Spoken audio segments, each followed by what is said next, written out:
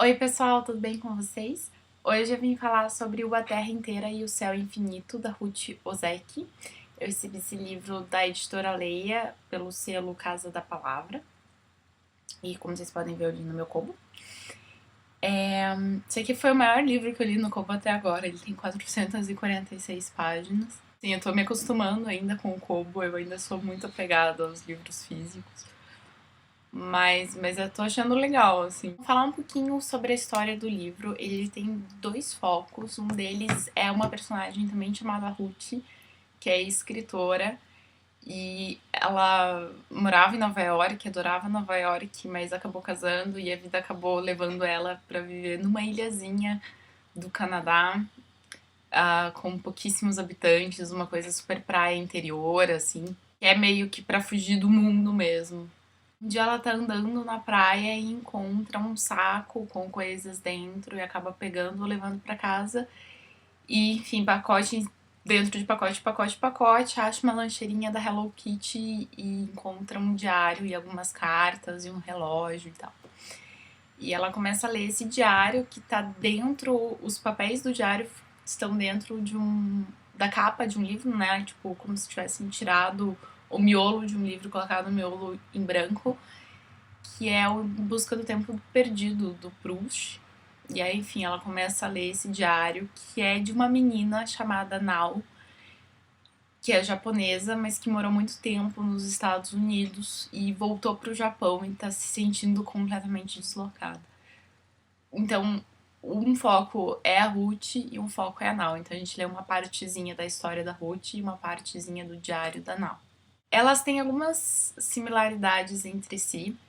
As duas têm uma conexão sentimental com os Estados Unidos e não estão mais lá, né? As duas foram tiradas desse meio. E as duas passam por momentos de insegurança grandes na vida. A Ruth é escritora, mas ela, depois de ter escrito, já publicado um livro, tentou escrever um outro livro que ela não gosta, ela não quer mais mexer naquele material, mas também não quer não mexer porque vai perder todo o material que ela escreveu durante alguns anos. E toda essa insegurança de como continuar a obra dela depois disso. Enquanto a Nau sofre bullying no colégio, não tem amigos. E às vezes o diário da Nau, principalmente no começo, é meio mimimi, sabe? Adolescente, assim, ai, blá blá blá blá blá. E no começo eu tava meio aqui, mas esse livro, né, tá tão mais ou menos. E de repente a autora começa a inserir algumas características bem mais fortes e o livro começa a ficar bem mais interessante. E essas coisas que ela começa a inserir são, por exemplo, a bisavó da Nao é uma monge budista, então ela começa a dar várias informações pra gente sobre como isso funciona, como que é, como que não é, enfim, quem que foi essa avó da Nao, bisavó, né? O tio-avô dela foi um piloto kamikaze, então começa a contar tudo isso e começa a inserir toda um sentimento da Nau em relação a isso. A questão também relacionada ao 11 de setembro, o efeito disso um pouco, e também do tsunami que aconteceu no Japão. Então ela começa a inserir assim umas coisinhas um pouco, não sei se mais sérias, mas que começam a dar informações sobre o que as pessoas acham dessas coisas, que foi uma parte que eu comecei a ficar bem mais interessada e comecei a querer saber mais o que ia acontecer. A Nao morava nos Estados Unidos e teve que voltar para o Japão porque o pai dela foi demitido do lugar onde ele trabalhava e eles não tinham mais como permanecer nos Estados Unidos.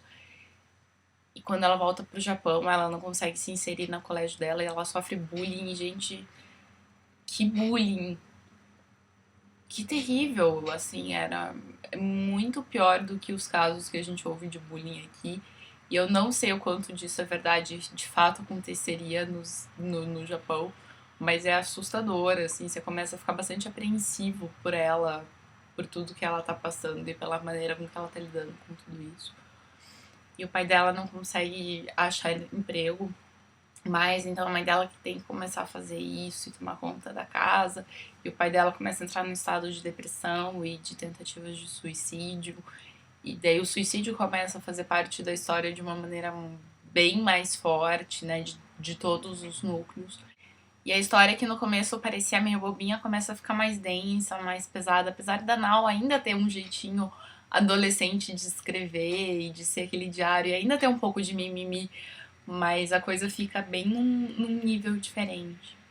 No fim, eu achei que a autora conseguiu juntar muitos temas e muitas referências a muitas coisas de uma maneira muito interessante, porque ela vai inserindo algumas características nos personagens, coisas que eles fazem, coisas que aparecem no mundo deles, que no fundo junta bonitinho, assim, sabe? Fica redondinho. Eu achei bem interessante. O Diário da Nau é escrito de uma maneira com que ela acha que alguém vai realmente ler algum dia.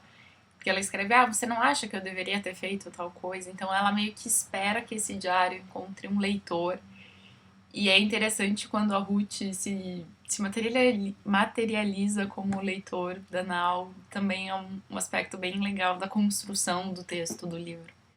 Enfim, gente, foi um livro que eu achei bem legal. Eu acho que ele é um livro que funciona para leitores mais jovens também, apesar de não ser o público-alvo principal, pelo menos até onde eu saiba. Mas eu acho que combina com leitores mais jovens. É uma leitura que no começo pra mim foi um pouquinho estranha, mas que depois que me pegou, eu fiquei super apegada às personagens, às duas personagens principais. E queria muito saber o que acontecesse bem com elas. E enfim, é uma leitura que eu achei bem interessante. E é isso, pessoal. Espero que vocês tenham gostado do vídeo e até logo. Tchau, tchau.